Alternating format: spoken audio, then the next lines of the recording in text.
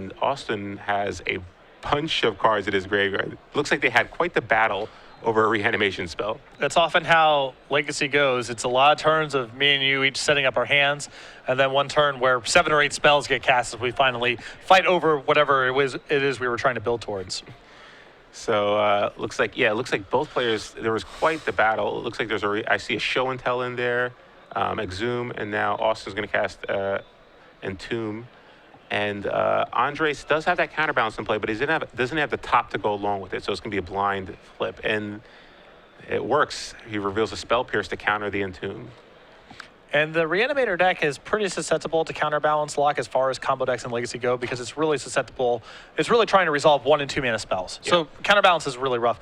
It's not necessarily the best card against every combo deck, but it is very good against Reanimator. Yeah, so Andrejs' hand's really good right here. He's got Brainstorm, multiple copies of Brainstorm. He's got an Oblivion Ring, and we know he just drew that Spell Pierce for the turn. And it looks like he might have finally drawn a threat in Vendilion Clique, which is actually quite the ideal threat. Yeah, and the Miracles player does not need a lot from here to actually win the game, as counterbalance plus all the various cantrips he has to manipulate his counterbalance triggers is going to be enough to beat Austin. He just needs to find one piece of pressure. Yep. So, yeah, Austin, the Reanimator deck doesn't have any removal, so any type of random threat usually is enough.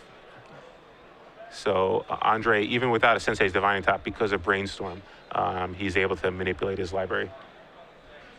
So Vendilion Clique from Andrejs gets cast at the end of the turn, and Austin just reveals a Terastodon and a Swan Song. That is a mess of a hand, and I imagine that Andrejs is just going to let him keep those. Yeah, by all means. Yeah, I mean, maybe Swan Song is, it's possible that Swan Song is kind of a risky card for Andrejs to let Austin keep here, but that counterbalance in play plus Brainstorm in hand means it's unlikely to matter very much, and yeah. I think Andrejs draws the same conclusion. You don't want to risk it. I just don't think you want to risk it there. So Andrejs swings over, drops Austin to 13 now, I believe. Austin is 5 mana away from casting that Terastodon, although he does have the color for it. Yeah, he does have. He has a Petal and a Tropical, so he's ready to go. So counterbalance trigger and just a Seat of the Synod. So Ponder does resolve for Austin here. And you wonder, why is Andrejs there not using his Brainstorm Spell Pierce?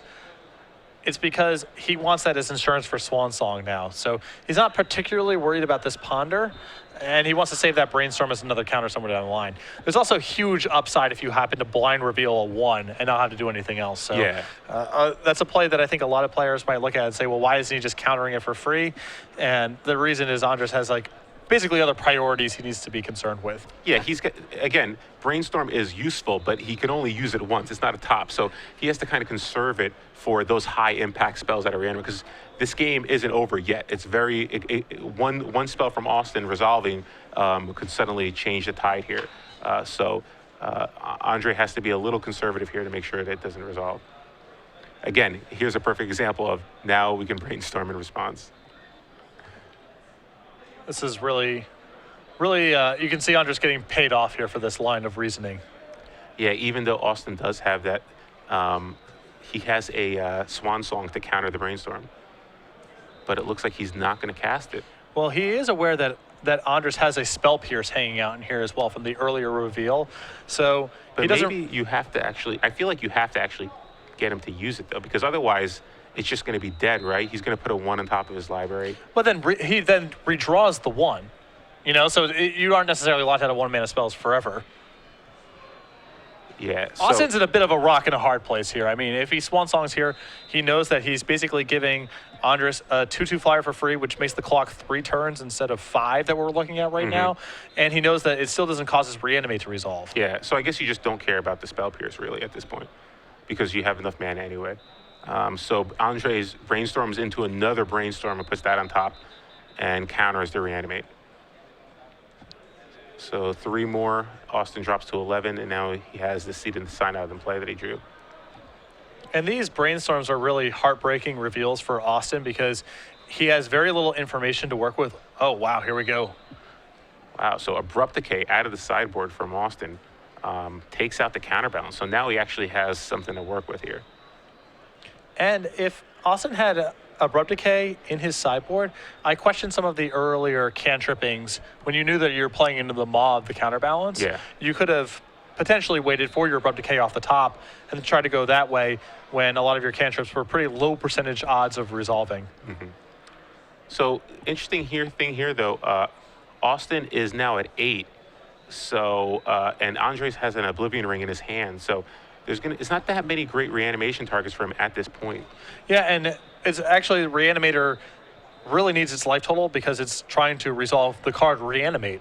So as you attack its life total, it gets to a position where it can't reanimate certain creatures. If you reanimate Gristlebrand, it's just a 7/7 lifelinker, so then it's susceptible to just being plowed or Oblivion Ringed or what have you. So even though it's not trying to go off through ad nauseum or anything like that, Reanimator's life total is a really critical piece for them. Yeah, so now Andrejs going to attack Austin down to 5, which means that even if Gristlebrand does enter play, he won't be able to actually draw any cards off it to kind of protect it from that Oblivion Ring. Right, and then Andrejs, yeah, exactly. Andrejs' Oblivion Ring is on, and then it's easy from there. So now Andrejs has that Sensei's Divine top. Unfortunately, he doesn't have the counterspell in play, the counterbalance in play rather, but he still has plenty of action in his hand.